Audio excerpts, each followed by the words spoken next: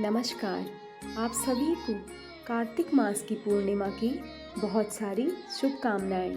कार्तिक मास की पूर्णिमा को देव दिवाली के नाम से भी जाना जाता है। शास्त्रों के अनुसार इस दिन किया गया पुण्य सत्कर्म अक्षय फल देने वाला होता है। इसे त्रिपुरारी पूर्णिमा के नाम से भी जाना जाता है। इस दिन दीपदान की बहुत अधिक महिमा है। इस दिन शाम के समय घर के अंदर, बाहर या किसी जलाशय, मंदिर में दीपदान करने का बहुत अधिक महत्व है।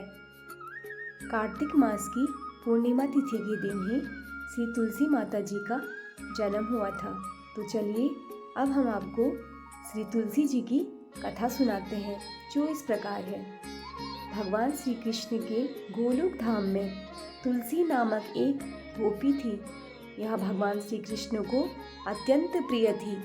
एक बार उन्हें मृत्युलोक में जाने का श्राप प्राप्त हुआ, जिसके कारण वह भारतवर्ष में राजा धर्मध्वज की पुत्री के रूप में उत्पन्न हुई। उनका जन्म कार्तिक मास की पूर्णिमा तिथि में शुक्रवार को हुआ था। यहाँ भी उनका नाम तुलसी ही रखा गया। उधर भगवान श्री कृष्ण का एक प्रमुख पार्षद भी श्रापग्रस्त होकर डम्भ नामक दानव का पुत्र बनकर उत्पन्न हुआ। उसका नाम शंखचूड़ रखा गया। वयस्क होने पर तुलसी और शंखचूर्ण दोनों ही भगवान श्री कृष्ण के परम भक्त हुए। इस शंखचूर्ण का विवाह तुलसी के साथ हुआ और फिर वह दोनों दाम्पत्य जीवन व्यतीत करने लगे। तुलसी के पतिव्रत के प्रभाव से शंखचूर्ण अजेय हो गया और उसको हरा पाना असंभव हो गया। तब शंखचूर्ण ने धीरे धीरे युद्धों में विजय प्राप्त करके सभी लोगों पर अपना राज्य स्थापित कर लिया। उधर देवता लोग भी पराजित, अपने अधिकारों से वंचित हो गए। तब सभी देवता लोग परमपिता ब्रह्मा और भगवान शंकर के साथ में भगवान विष्णु की शरण में पहुँचे।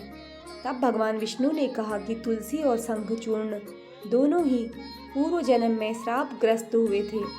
अब उन दोनों को ही मुक्ति का समय आ गया है। अतः अब वह दोनों मुक्ति प्राप्त करके मेरे गोलोक धाम को जाएंगे। शंखचूर्ण तुलसी के व्रत के प्रभाव से अजेय हुआ है, अतः मैं तुलसी के व्रत को खंडित कर दूंगा। तब शंखचूर्ण का पराजित कर पाना संभव हो सकेगा। तब भगवान विष्णु ने भेष बदलकर तुलसी के व्रत को भंग कर दिया। इससे शंखचूर्ण की अजेयता समाप्त हो गई और तब भगवान शंकर ने उसका वध कर दिया।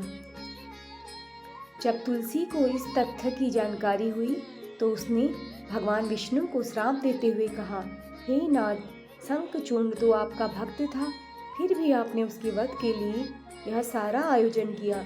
इसका तात्पर्य यह है कि आप अत्यंत पाषाण हृदय हैं, अतः आप पाषाण ही हो जाएं। तब भगवान विष्णु ने उस श्राप को स्वीकार करते हुए कहा, हे देवी, शंखचूर्ण अपने दानव शरीर को त्याग कर मेरे गोलोक धाम को ही गया है। अब आप भी इस शरीर को त्याग कर गोलोक धाम को जाएं। लेकिन फिर भी आपका श्राप पूर्णतः सत्य होगा और मेरा एक अंश पाषाण बन जाएगा, जिसे शालिग्राम कहा जाएगा। आपके भी एक अंश से तुलसी नामक पौधे उत्पन्न होंगे। इस सृष्टि में जितने भी पत्र पुष्प हैं, उसमें सदैव तुलसी को ही प्रधान माना जाएगा।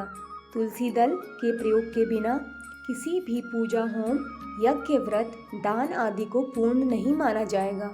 इस संपूर्ण सृष्टि में तुलसी ही सबसे प्रमुख होगी। इस प्रकार से भगवान विष्णु का ही एक अंश शालिग्राम बनकर प्रकट हुआ और तुलसी का ही एक अंश तुलसी के पौधे के रूप में धरती पर उत्पन्न हुआ। हमारे भारत देश के विभिन्न स्थानों पर कार्तिक मास की शुक्ल पक्ष की द्वादशी तिथि को भगवान शालिग्राम और माता तुलसी के विवाह का आयोजन किया जाता है। इस परंपरा के माध्यम से यह संदेश दिया जाता है कि सृष्टि के कण कण में भगवान व्याप्त है। अतः जहाँ भी भावना प्रकट कर ली जाए, वहीं पर भगवान प्रकट हो जाते हैं। यूँ तो शालिग्राम एक पत्थर है, लेकिन उसमें भी भगवान विष्णु का निवास मानकर उसकी पूजा की जाए तो इससे भी भगवान विष्णु का आशीर्वाद अवश्य प्राप्त होता है। इसी प्रकार से तुलसी के पौधे की पूजा करने से और दैनिक जीवन में तुलसी दल यानी तुलसी के पत्तों का आवश्यकता अनुसार प्रयोग करने से सभी प्रकार के कष्ट, बाधाएं और रोग शोक दूर होते हैं। अतः सभी मनुष्यों को तुलसी की पूजा और प्रयोग करके लाभ प्राप्त करना चाहिए। इसी के साथ कथा समाप्त होती है। श्री हरि व तुलसी माता की कृपा आप सभी पर बनी रहे। धन्यवाद।